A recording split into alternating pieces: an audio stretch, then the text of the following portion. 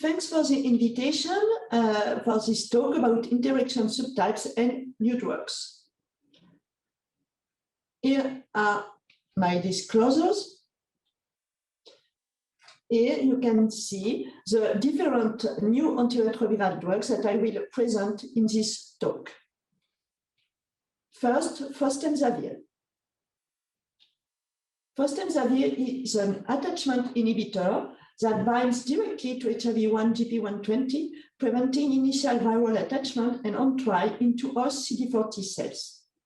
Full polymorphism involved in temsavir GP120 interaction have been very early identified as impacting temsavir susceptibility. You can see them circled in red in this slide. The presence of this polymorphism impact temsavir susceptibility. You can see on the right of this slide that all this polymorphism increase fold change largely to temsavir. On the left of this slide, you can see a large heterogeneity of IC50 depending on HIV-1 non-B subtype, clinical isolate. And you can see, by example, for the subtype AE that temsavir is resistant, that this subtype is resistant to temsavir. On this slide, you can see the prevalence of this different polymorphism among a large variety of different HIV-1 subtypes. And you can see the prevalence is 6.5% of the M426L in CRF02-8G recombinant, and is very high in subtype D, found in 46% of them. This work shows that there was no difference in the prevalence of this polymorphism depending on the viral tropism. It's the same prevalence among R5 and X4 tropism. Here you can see the result of the Bright trial. Bright trial was a phase 3 study assessing highly treatment experience with multi-drug resistant viruses. There was a randomized cohort. And on this slide, you can see the virological response category with virological success in purple and with virological failure in light blue, depending this virological response at week 96, depending of the baseline GP120 polymorphism at baseline, on temsavir IC50 fold change at baseline, and depending on HIV-1 subtype. What is known for temsavir is that there is a broad range of IC50 fold change at baseline, but in this trial, most were below 100. But clearly, as you can see with this figure, there is not the virological response at day 8 or at week 96 is not reliably predicted by the presence of this GP120 polymorphism, temsavir IC50, or HIV-1 subtype. Now we will talk about ibalizumab. Ibalizumab is a long-acting humanized IgG4 monoclonal antibody that binds to a conformational epitope on the second extracellular domain of the CD4 receptor. Ibalizumab creates a steric hindrance preventing conformational changes induced by GP120 CD4 interactions. And so there is no binding possible to co-receptor thereafter. So this ibalizumab is a post-attachment inhibitor. On this slide, you can see the result of baseline phenotypic susceptibility to ibalizumab among participants of the phase 3 of this trials for this drug.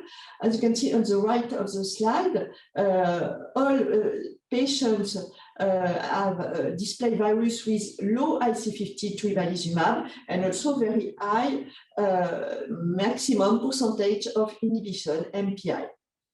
On the right of the slide, you can see that the IC50 of ibalizumab is very low across all of the HIV-1 clades or subtypes tested, and also there was a median MPI that was high in among these patients. So these data are in favor to the really susceptibility of viruses to ibalizumab, whatever the genotypic diversity. Now, moving to lenacapavir, capsid inhibitor. Lenacapavir is a first-class HIV capsid inhibitor with picomolar activity and a unique multi-stage mechanism of action, including the inhibition of HIV assembly, proper viral capsid formation, and nuclear entry of viral DNA.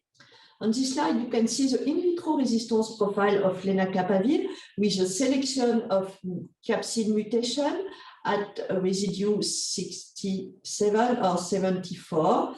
And this mutation showed a high level of resistance.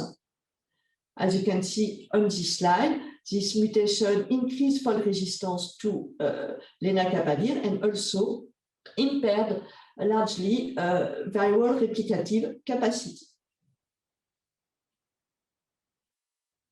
Now the question is, are these capsid mutations present among antiretroviral naive patients? We did this first work on a precursor of lenacapavir, GS-capsid1. We assessed plasma samples from antiretroviral naive patients and sequenced capsid region. And among the 137 patients studied, none of the 5 GS-capsid1 resistance mutations identified during in vitro selection experiments were detected, either in majority or in minority proportion. In addition, none of these mutations were present at time of failure among the 14 patients of the study in failure. So there is an absence of naturally occurring GS-capsid1 resistance mutation. We did a similar work with resistance mutation to lenacapavir. We assessed 500 sequences issued from 500 antiretroviral naive patients, 500 antiretroviral experience without patients without PI use, and also patients with PI, 500 patients with PI use. Among these samples from the 1,500 patients studied, none of the 7 lenacapavir resistance mutations identified during in vitro selection experiments were detected, regardless of HIV subtype. You can see on the table the large variety of subtype assessed and our treatment history. So there is an absence of naturally occurring lenacapavir resistance mutation. Now moving to integrase inhibitor cabotegravir. A recent postdoc multivariable analysis of factors associated with virological failure of CAB plus RILP long-acting at week 48 was performed across 3 phase 3 studies containing about 1,000 participants. Overall, about 1% of them had a confirmed virological failure. You can see here the different factors that have been explored in this analysis. And on this slide, circled in red, you can see the 4 factors that were associated with virological failure to CAB plus rilpivirine. Among them, 2 were virological baseline factors, the presence of rilpivirine RAMs or the baseline HIV1 subtype A6A1. As you can see on this slide, the presence of 1 baseline factor is at low risk of confirmed virological failure, while the presence of 2 baseline factors is at high risk of a virological failure of CAB plus rilpivirine. Recently, we did studies that I will present at this meeting of the prevalence of these genotypic baseline risk factors among 4,212 sequences issued from antiretroviral naive, and we showed that 10.1% of sequences harbored 1 baseline virological risk factor of failure to CAB plus rilpi, meaning either subtype A6A1 or rilpivirine, presence of rilpivirine mutation. if we added the two baseline biological factors, 17 subtypes A1, A6 patients were resistant to rilpivirine, meaning that less than 0.5% of sequences harbour two baseline biological risk factors of failure to CAP+RILP.